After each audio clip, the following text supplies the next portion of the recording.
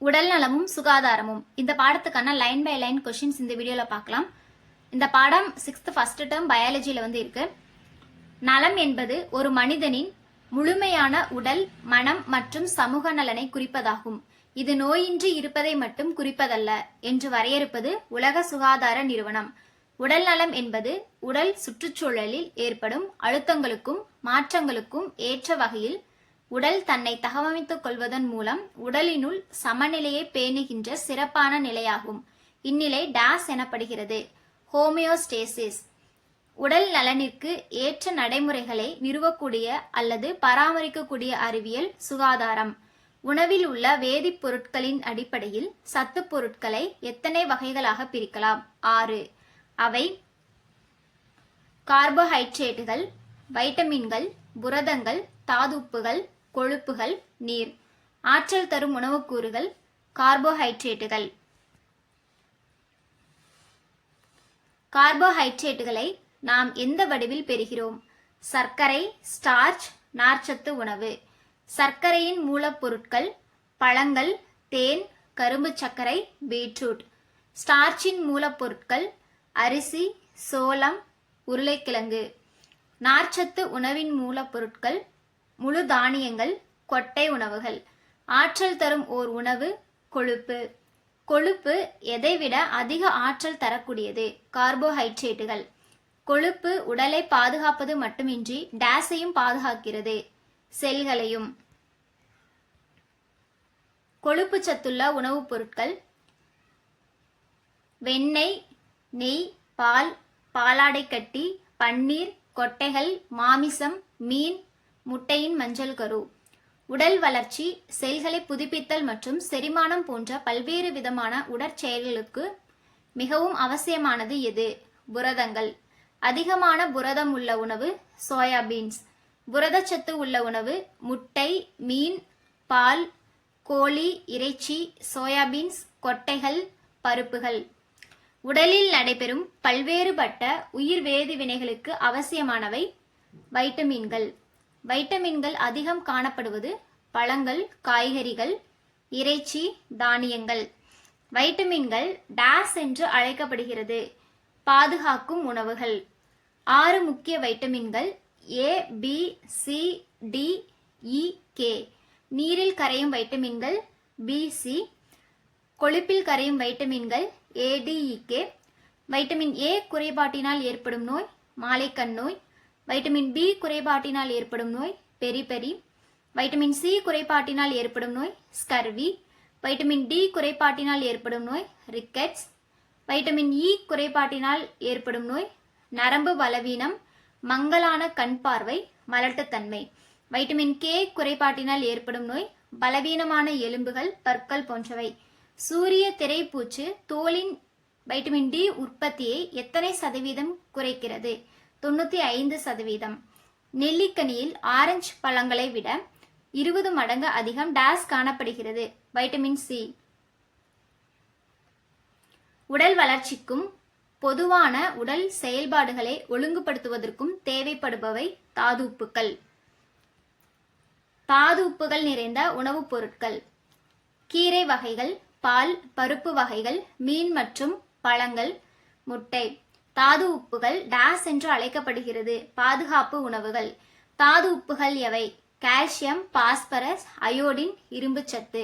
கால்சியத்தின் பணிகள் வலுவான எலும்புகள் மற்றும் பற்கள், இரத்தம் உறைதல். பாஸ்பரஸின் பணிகள் வலுவான எலும்புகள் மற்றும் பற்கள். அயோடினின் பணிகள் தைராய்டு ஹார்மோன் உற்பத்தி. இரும்புச்சத்தின் பணிகள் ஹீமோகுளோபின் உற்பத்தி மற்றும் மூளை வளர்ச்சி. முருங்கைக்கீரையில் நிறைந்துள்ள சத்துக்கள் vitamin A, vitamin C, potassium, calcium, இரும்புச்சத்து, புரதம். ஆக்சிஜனேற்ற தடுப்பானாக செயல்படுவது முருங்கைக்கீரை. உலகளவில் 80% முருங்கைக்கீரை உற்பத்தி எந்த நாட்டில் உள்ளது? இந்தியா. முருங்கைக்கீரையை இறக்குமதி செய்யும் நாடுகள் சீனா, அமெரிக்கா, ஜெர்மனி, கனடா, தென்கொரியா மற்றும் ஐரோப்பிய நாடுகள். நாம் தினந்தோறும் குறைந்தது டாஸ் லிட்டர் நீரை குடிக்க வேண்டும்? 2 லிட்டர், அதாவது 8 டம்ளர்கள். சமீபத்தில் இந்தியாவில் நடத்தப்பட்ட ஆய்வின்படி டேஸ் மில்லியன் குழந்தைகள் உடல் பருமனாக இருப்பதாக தெரிய வந்துள்ளது. 14.4 மில்லியன் குழந்தைகள். உடல் பருமனாக இருக்கின்ற குழந்தைகளுக்காக நடத்தப்பட்ட ஆய்வில் முதலிடம் பெற்றுள்ள நாடு எது? சீனா. இந்தியாவோட இடம் பாத்தீங்கன்னா 2ஆம் இடம். புரத குறைபாட்டால் ஏற்படும் நோய்கள். Kwashiorkor, marasmus.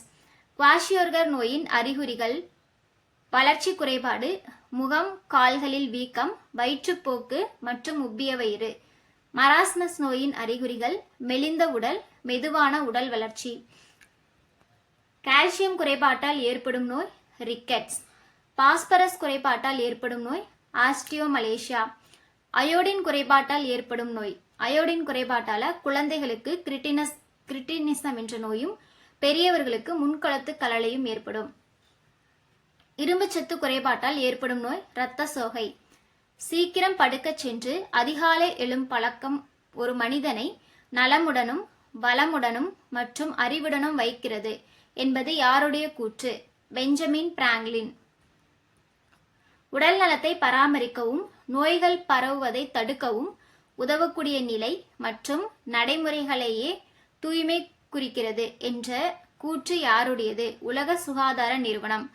நுண்ணுயிரிகளால் ஏற்படும் நோய்கள் சீதபேதி, சேற்றுப்புண், பற்சொத்தை, பொடுகு. நுண்ணுயிரிகளின் 4 முக்கிய பிரிவுகள் பாக்டீரியா, புரோட்டோசோவா, வைரஸ், பூஞ்சைகள்.